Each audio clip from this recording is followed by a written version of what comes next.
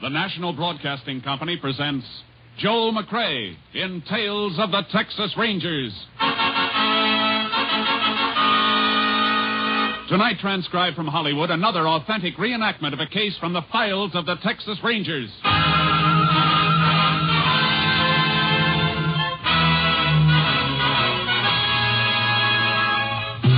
Tales of the Texas Rangers, starring Joel McCrea as Ranger Jace Pearson.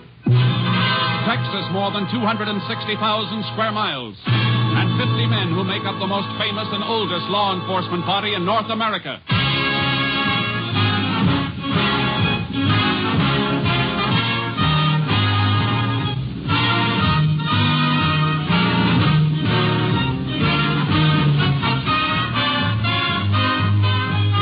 Now, from the files of the Texas Rangers come these stories based on fact. Only names, dates, and places are fictitious for obvious reasons. The events themselves are a matter of record.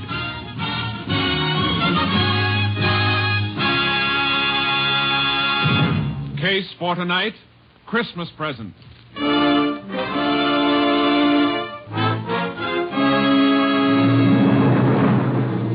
It is 2 p.m., December 21st, 4 days before Christmas in the Depression year of 1931.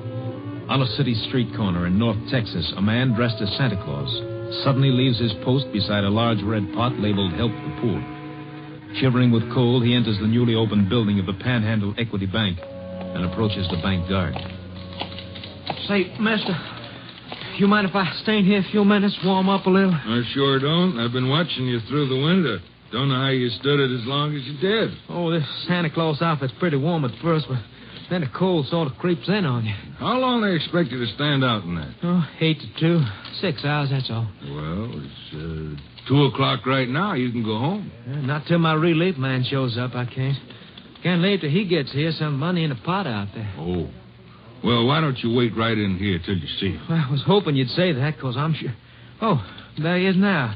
Just drove up in a car. Oh, he can't leave a car parked there in front of the bank. There's a time limit on parking. Well, I think he's just wondering why I'm not there. I better go out and...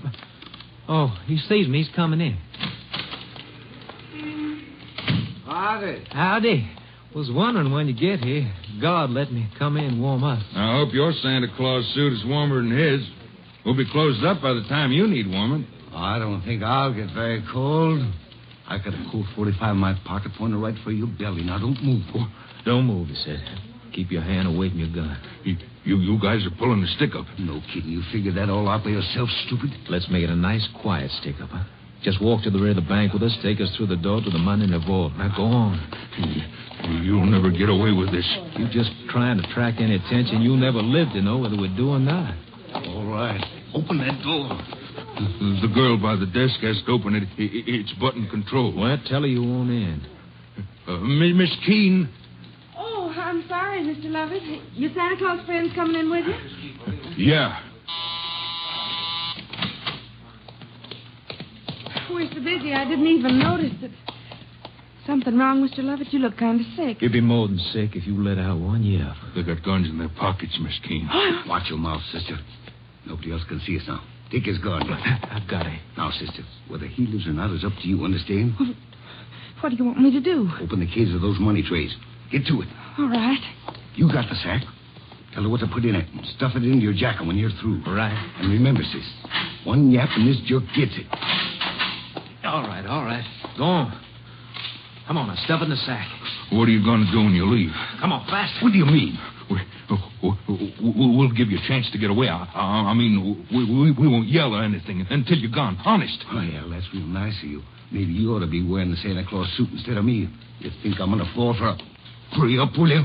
One of the bank executives is heading back here. All right. I'm almost through. As soon as I get it in my... Hey, what are you doing back here, Lovett?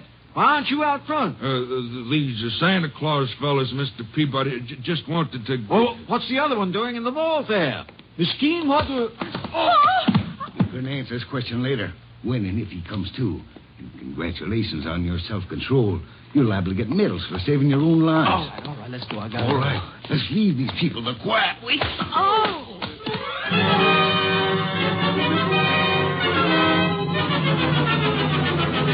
Texas Ranger Jace Pearson, closest unit to the scene of the crime, was requested to investigate. The chief police gave me the general details. I'd like to get your story firsthand. Well, I saw the guard take them through there, Ranger, and I went back to see why he was leaving his post on the bank floor, and that's when I got hit. You have any idea how big they were? No, I don't. I was too excited. I see. What's your name? Leon Peabody. I'm second vice president. How about the girl, Miss Keene, and the guard, Lovett? Both of them were knocked out, too. Miss Keene finally came to, and we sent her home, but they took Lovett to the hospital. He wasn't in good shape. Skull fracture? They don't know. Oh, how come you stayed around? That's a nasty bump you got. I feel it, too. Plenty. Ooh. But I knew the police would need whatever information there is, so I stayed. Yeah, you better sit down. Oh, thanks.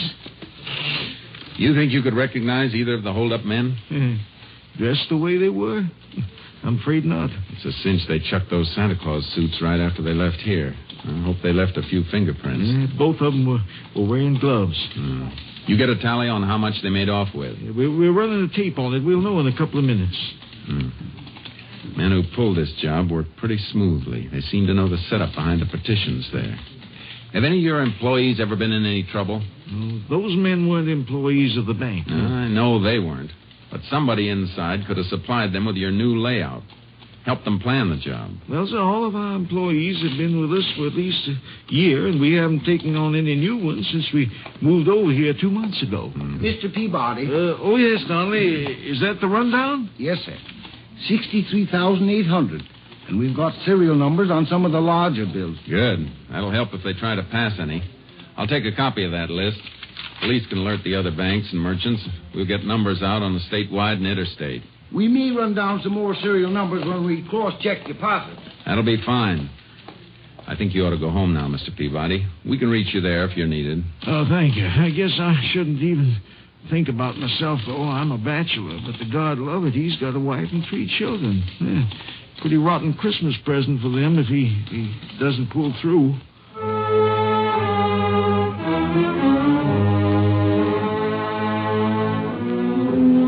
I paid a call on Miss Keene, the girl who'd been slugged, but she was in a state of shock and hysteria. By nightfall, all possible angles had been checked, and we still didn't have a lead. My boss, Ranger Captain Stinson, flew in, and I met him at the airport and drove him to town. You talked to all the welfare agencies that have Santa Clauses stationed on the streets? Yeah, and every man they have checked out clean. It was a phony setup, Captain. Even though one of the bandits spent the whole day right out in the corner outside the bank. Well, that was smart. Got the bank guard used to seeing him. Yeah. City police are checking to see if they can find out where the suits came from and who got them. Good idea. How's the bank guard doing? Lovett? I checked the hospital. He's still out. No fracture, but they can't bring him around. He may have... KTXA to Unit 10. That's yours, Jason. Yeah. Unit 10. Go ahead, KTXA. City police report stolen car found in alley off Crockett Street between Maple and Lolly. Maybe car used in Panhandle Equity Bank robbery. Police chief requests your assistance. 10-4. Proceeding there immediately. 10-4. Unit 10, clear. KTXA Austin. We better get there fast. This may be the break we need.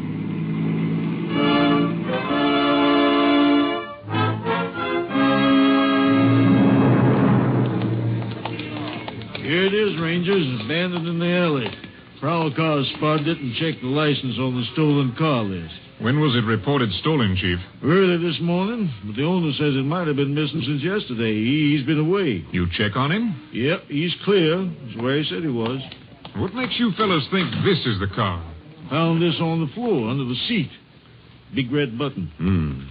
Off a Santa suit, all right. I'm going to climb in behind the wheel for a second. Ask one of the men in the prowl car to flash his light this way. Sure. Let's have a spotlight here, will you, boys? Okay, Chief. That do, Ranger? Yeah, that's fine. Hey, have any of your men moved this rear vision mirror, Chief? Nope. How about this front seat? You slide it back to get that button you found? No, just saw it under there and reached in and got it. What are you trying to figure, Jace? The last fellow who drove this car was pretty big, about an inch or inch and a half taller than I am. What makes you think so? Because the seat's all the way back where it would be for a tall driver. and I have to raise myself a bit to get a clear view through the rear vision mirror. Hey, that's good thinking, Jace. Yeah, but maybe he didn't touch anything. Maybe he left the car just like it was when he stole it. I'll give odds against that. A man who's getting away from a bank stick-up wants to know what's coming behind him.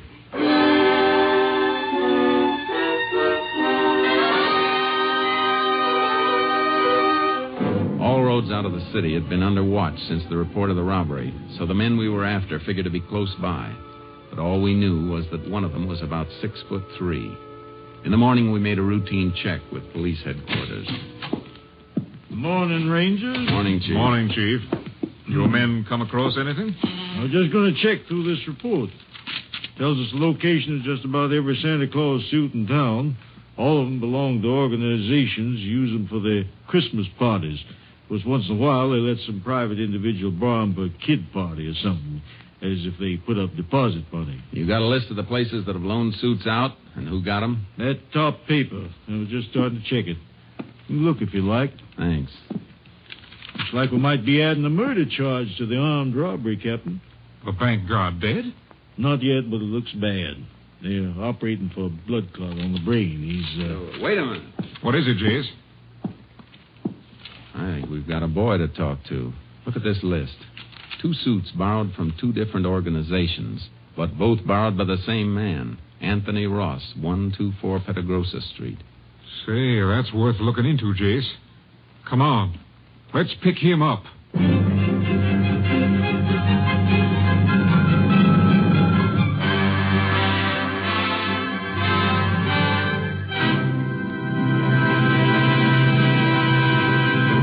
You are listening to Tales of the Texas Rangers, starring Joel McCrea as Ranger Jace Pearson.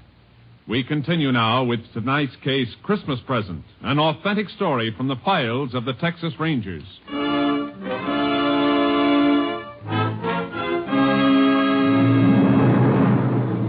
home of Anthony Ross at 124 Petagrosa Street turned out to be a rundown shack on the outskirts of town. A small boy and girl, not dressed well enough against the cold, stopped playing with a mongrel dog as we drove up. They stared at us while we went up the rickety porch, the dog barking at our heels.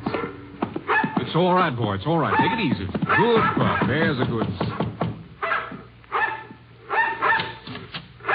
Yeah, what? Oh, Texas Rangers. You Anthony Ross? Yeah? We'd like to come in. Oh, sure. Annie, you and Jim take the dog in the back of the house and play there. Look at those suit boxes, Jace. Yeah, see him. What do you want to see me about? We can start with those boxes on the table. What's in them? I don't know. Just a couple of packages. That's all. They ain't mine. You better open them up, Jace. Yeah. No. Wait a minute. I tell you, they ain't mine. You got no right to... This search warrant says we have.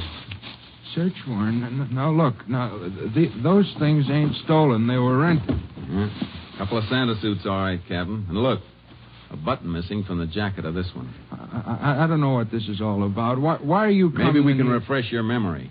The guard you slugged at the Panhandle Equity Bank isn't expected to live. What? Who was wearing the other suit, Ross? Who was your partner?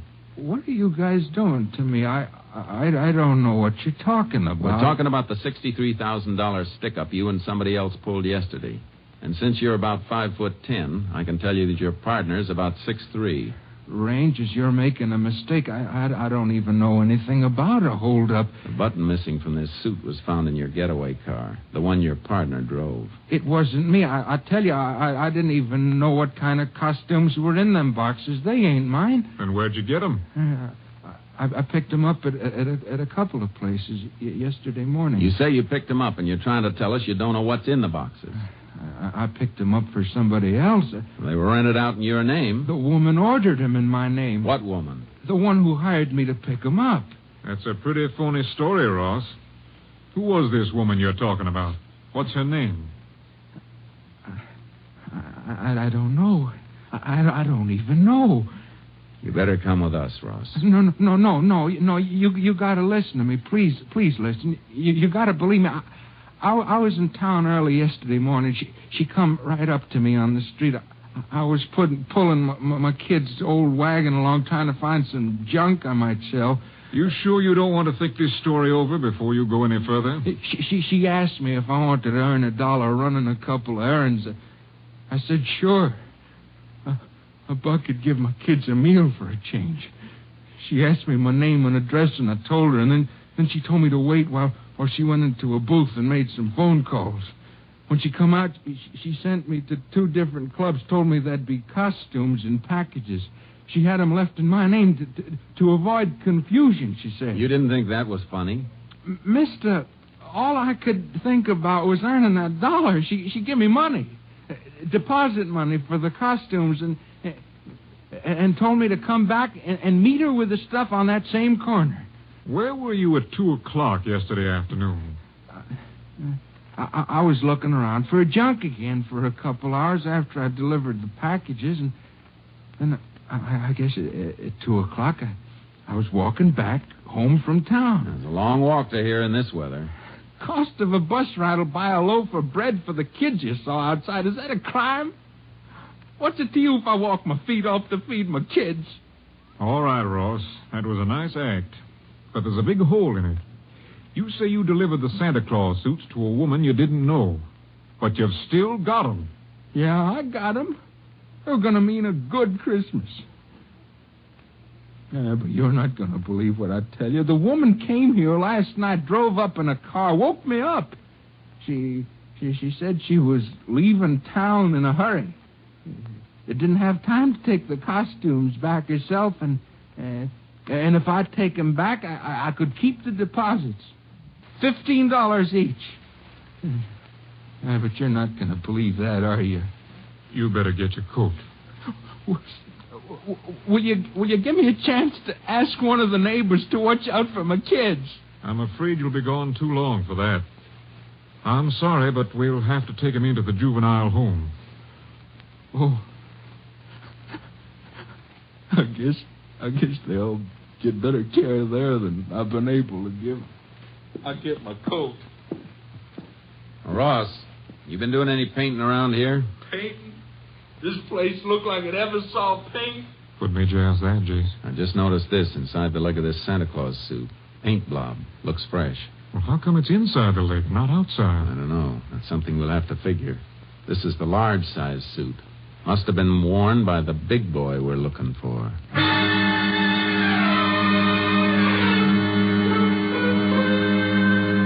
The captain and I did a job we hated, dropping the Ross kids off at the juvenile home. Sometimes it's the only thing to do. They cried for their father. Always make something inside you cry a little with them. We took Ross to the jail and locked him up. Well, that seems to be it, Rangers. By the time he comes up for trial, he should be ready to name his accomplice. That is, if we don't find him before then. I'd go along with that, Chief, if we'd found any money on him or in the house, even a few dollars. Kids got under your skin, huh, Jason? They got under yours, too, Captain. You know it. Yeah, but we got to remember, that bank guard has kids, too. You got any late reports on him from the hospital? Man stationed there says the operation is over. Don't know how it's going to come out yet, though. You might as well go over there and check with the doctors, Jace. I got to get back to company headquarters. Do me a favor, then. You're heading toward Austin. Take the Santa outfits with you and have them sent on to the lab. Get an analysis of that paint in the trousers. Maybe some traces in the boots, too. Well, how come the boots? Well, they're made to go on over regular shoes. I figured that paint stain on the inside of the pants came from a blob of paint on the shoe of the man who put them on. I see. All right, Jace, you want to know the content of the paint and see if lab can run down the source, is that it? Yeah. You working up to some kind of a lead? Maybe. A few things I'm trying to fit together. Maybe they won't fit. If they do, though, you'll hear from me.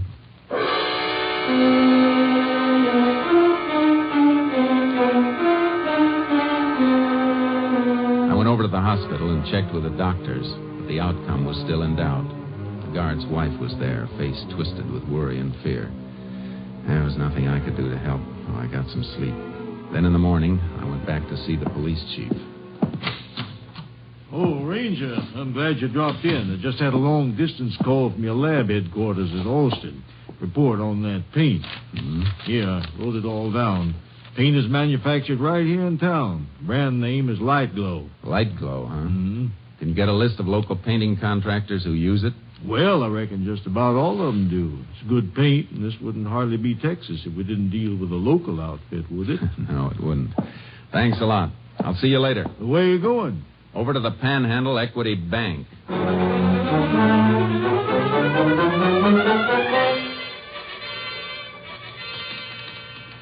Mr. Peabody, do you know who painted this bank before you opened?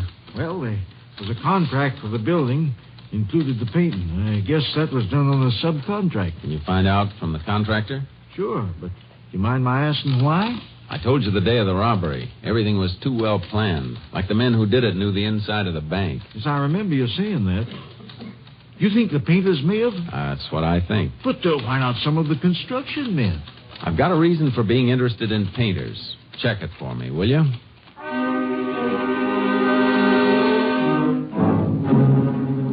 He checked. Contractor gave the name of the painters. 2 men, Eddie West and Martin Poggin. They'd been working the day of the robbery, he said, at a house on the north side of town. I went out to the house to see the owner. Why, yes, Ranger. They worked here all day that day. I remember we heard the report of the robbery on the radio. They were both here all day? Yes. Didn't even go out to eat? Had their lunches with them.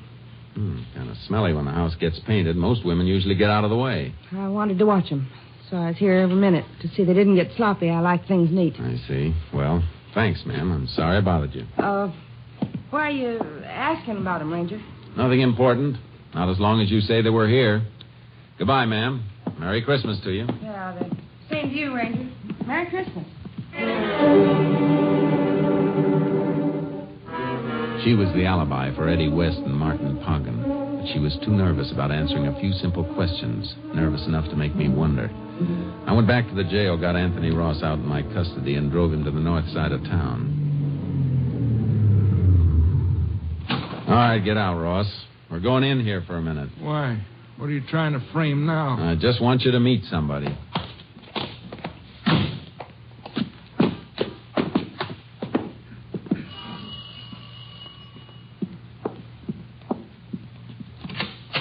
Well, back again, Ranger. I thought we'd... That's her.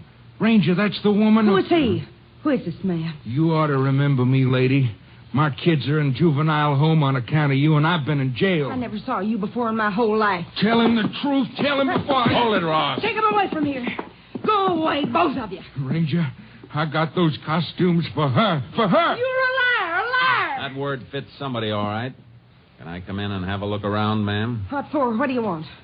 I want to check over the painting job to see if it's just new painting or if there's some new plaster under it someplace. You can't come in. You have no right. The boys you're alibying for must have come back here after they cracked the bank. Because you must have picked them up in your car after they ditched the one they're using. I don't know what you're talking about. Wouldn't carry the money on them. Did they cover it up here, safe under fresh plaster and paint until it cools off? No. I can call for a search warrant and wait till a crew comes and tears this place apart. It'll go better for you if you don't try to cover it. The money isn't here. Well, come on. Where is it? It's here, all right. In that wall. Behind the picture. Come on, Ross. Now, which one's your boyfriend? Poggin or West? Eddie West. He said we'd get married. Go to Europe next year. You'll all go someplace next year, but it won't be Europe. West about 6'3"? Yes. How did you know? I got an early Christmas present. Somebody sent me a crystal ball. As soon as I call the police and dig out that bank money, you're coming with us. Ranger, I'm clear now, ain't I? Looks that way, Ross, but you'll have to go back to jail for a while and be checked out by the local police. That won't take any longer than it'll take me to pick up Eddie West and Martin Poggin.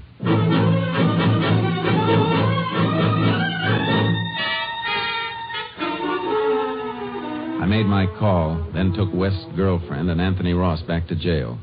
Poggin and West were playing it smart, working right up to Christmas Eve like a couple of house painters would be doing. I found out where they were working, a loft of a warehouse. Local police covered the building while I went in.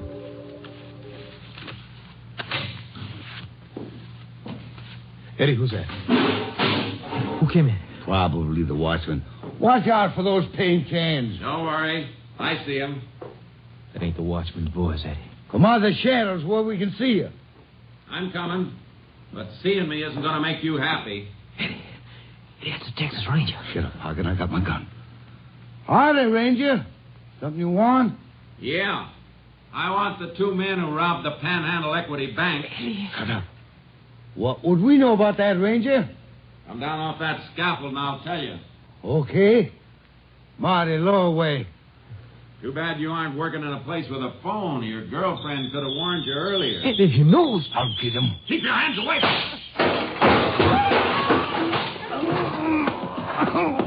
I'm hurt. I'm bleeding. I just nicked you when you tried to dig for that gun in your pocket. You're not hurt. We didn't do nothing, Ranger. Somebody should have told you that the real Santa Claus gives. He doesn't take. Get up and try this present I've got for you. A pair of handcuffs.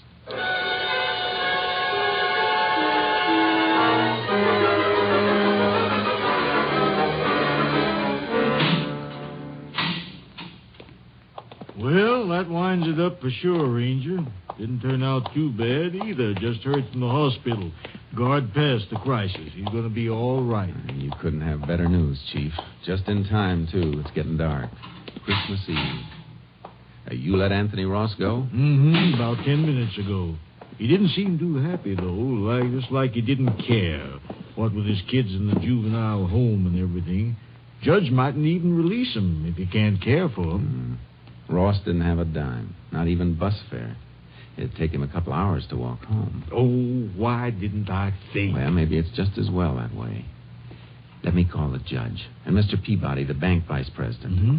Stores will be open late, won't they? Sure. Why? It'll take Ross a long time to get to his house. Maybe we can get some of your boys to help us and change his mind about Christmas.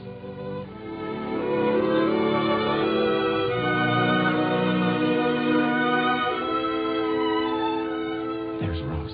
You hear him coming up the walk now? Mm-hmm. Coming slow.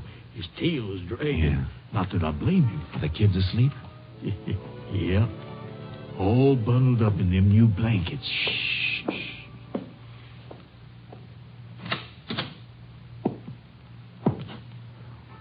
What? Ranger. And the chief. The lights. Lights. They're on.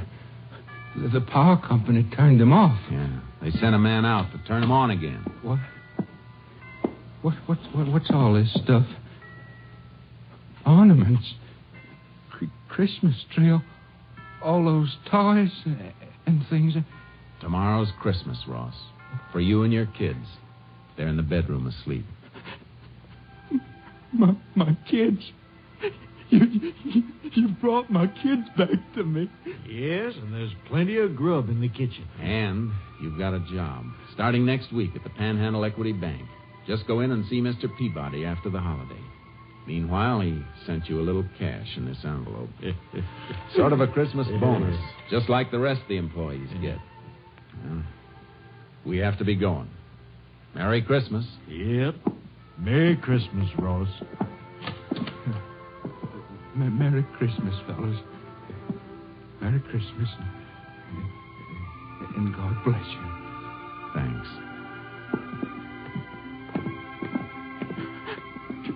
God bless you.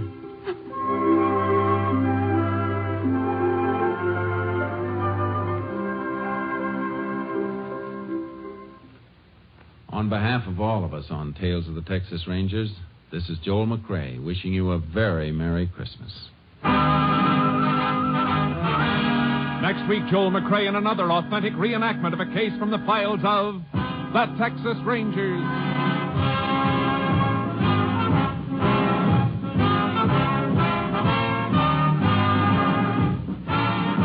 Joel McRae is currently seen starring in the Universal International Technicolor production Frenchie. Tonight's cast included Tony Barrett, Shepard Menken, Jim Nusser, Virginia Gregg, Victor Rodman, and Byron Kane. This story was transcribed and adapted by Joel Murcott, and the program was produced and directed by Stacy Keach. This is Hal Gibney speaking.